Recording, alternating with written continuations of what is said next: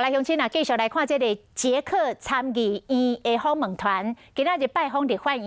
议长韦德奇，伫咱的立法院发表演讲，佮用中文来画出讲我是台湾人，哇，规场的人拢徛起来甲鼓掌，持续1分钟久。这嘛是立法院45年来第一届有国外议长来发表演讲。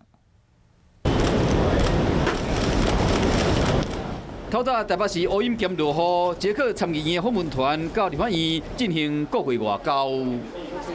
及参议院礼宾处的处长巴娟。除了在场立委热烈欢迎，捷克参议院议长韦德奇伫议场发表公开演说，讲到民主、法治以及自由的价值。 在他著名演讲《我是一个柏林人》，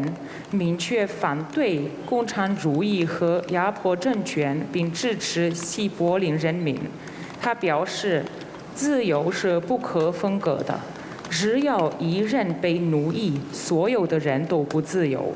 然后他用“我是一个柏林人”这个句子，他向柏林人民和自由最高价值表示支持。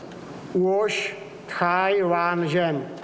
讲出我是台湾人，这个韦德奇声誉十足，更加创下真济纪录。是45年来第一位进入台湾国会议场演讲的外国国会宪政议长，更是台湾史上第一位进入台湾国会议场演讲的非邦交国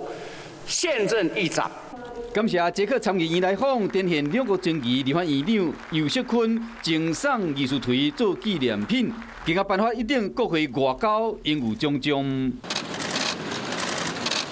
可能是较无经验，都开始佫将这个寿带挂唔着平，这嘛是这场国会外交的轻松插庆。